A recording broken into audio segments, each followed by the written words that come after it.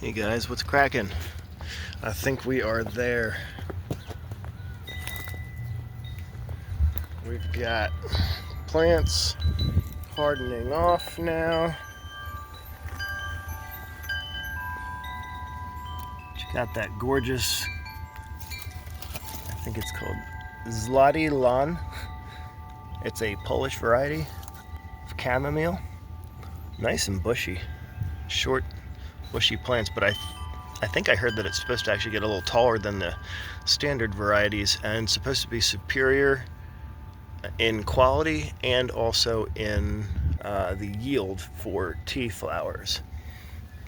Speaking of flowers, look at those gorgeous beauties. These are the Honeyoi strawberries. I got these crowns from Pre-Gardens on Amazon with my Prime. I believe it was $18.99 for I think I got 20 crowns. I think it was supposed to be 25, but I only got 20, unless there were some small ones that were clumped together, but I don't believe so. I soaked them and I separated them pretty well. I'm a bit obsessed with strawberries, and I'm really looking forward to these Honeyoi. These are the June bearing, so these will be giving me my jams and preserves and such. Here we have what's left of a crocus. You saw my planting, I believe it was the Flamingo coleus. I also planted this beauty right here. This is the black currant mint. It was deep purple when we took it out of the water propagation jar it was in, and now she's looking like she's loving life.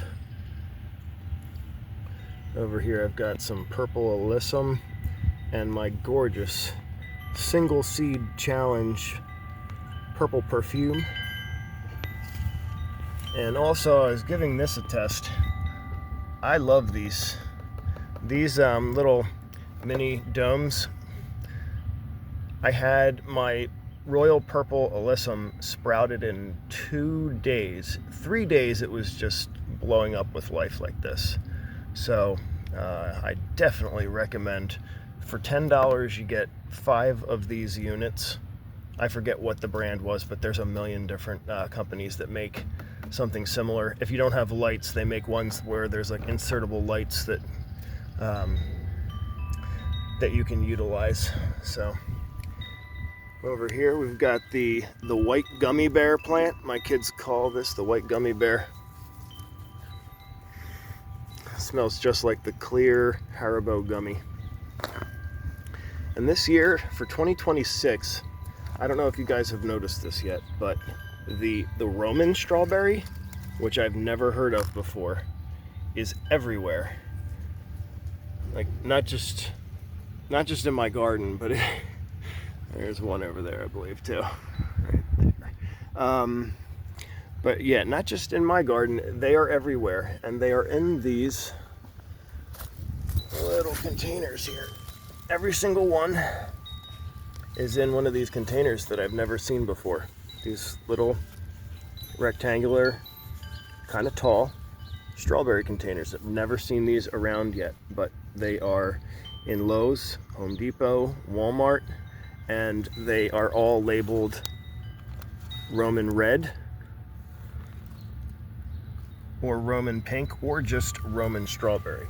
And from what I've noticed, they only put off single petal.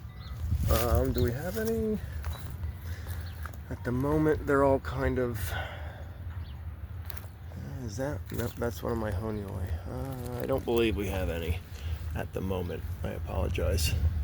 But essentially, it's nothing spectacular. It's kind of like a standard strawberry flower, but a pale pink. Compared to the gorgeous blooms of the Summer Breeze cherry blossom and the Summer Breeze rose. Would you take a look at this?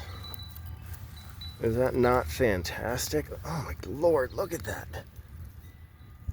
I mean, look how thick and beautiful those blooms are.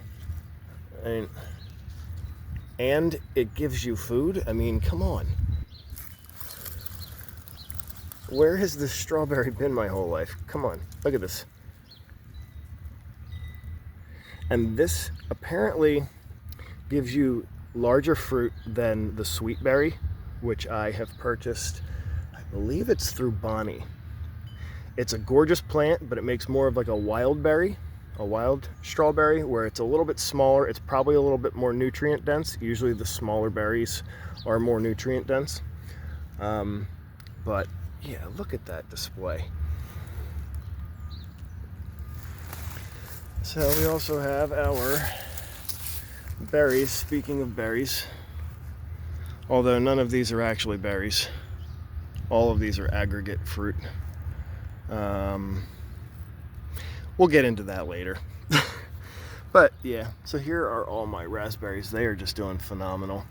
And that basil I've just been keeping alive in my closet. That, I think I purchased that for Thanksgiving. We needed some basil. I clipped the whole top of it off and then kept it alive, and I've been feeding us and feeding the animals with it. So those are doing real well. And since I'm highlighting all of these amazing plants and great growth, I may as well highlight this. So, 2 casualties here. I thought my family was going to wake me up the other day, and it was the last 26-degree night. And I never should have assumed, because they assumed I wanted sleep. I work night shift, so they assumed I wanted to sleep, which is completely understandable. And I thought they were going to wake me, and I should have set an alarm, because this plant was so important to me, and only me. So, you know, it's on me. What the heck was I thinking? So it's not the end of the world. We're going to be trimming her down. The ones that these branches here that have flopped over and just aren't doing too well, but these are definitely going to bounce back, and I see some nice fresh life coming from the center there. So our root stock has not been damaged, just set back a little bit. And then this here is my Russian Bocking 14 comfrey. That's definitely coming back, because nothing kills it. Nothing kills it. Okay, so there was a brief interruption. Pleasant, but brief. And I thought I'd come right back and show this time. It's not looking very happy right now.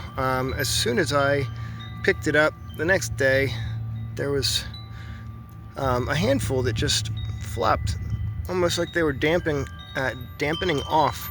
But I got this from where did I get this from? Produce Junction. I'm sorry.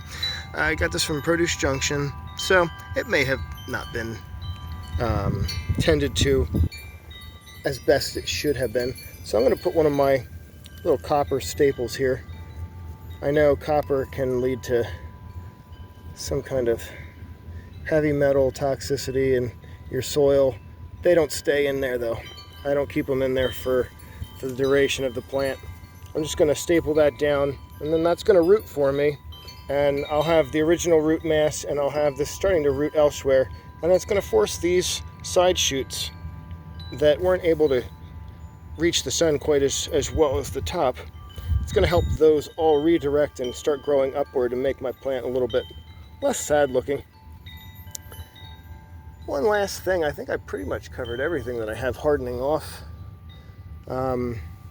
I just found this indoors actually.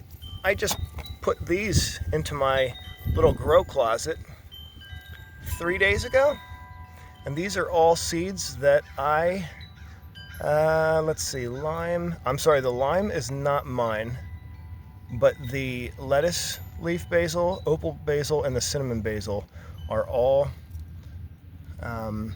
seeds that I had collected from the previous season, from the 2025 season. So we have a few. We've got a few of the lettuce leaf.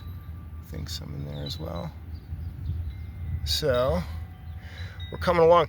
It's only been 2-3 days though, so you know, this is going to go back on, because although we have those sprouts, we've got probably another 150 that we're waiting on. So, you know, between all the, I don't know, maybe I'm exaggerating on that number, but you know, there's a bunch more, so I don't want to go twisting my dial just yet. I want to make sure, because chances are if I twist that dial, all of those sprouts will do really, really well.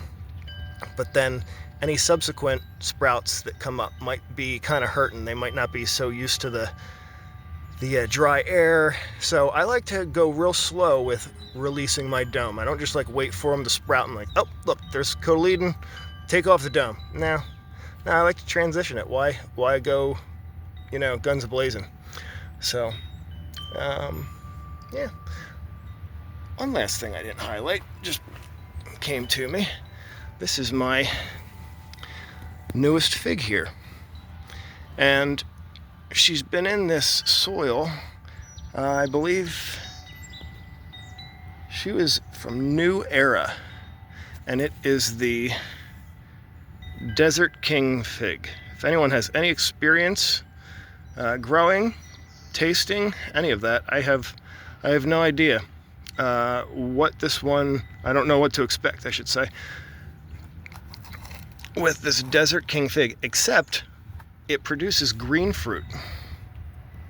So we have some beautiful foliage it's been putting on for the last week, I guess. I had it originally in my grow, no, not my grow closet, but I had it in my grow area, just to kind of wake it up, let its roots spread out a little bit. So hope everyone is having a nice, warm, happy growing experience today like I am. Take care, guys.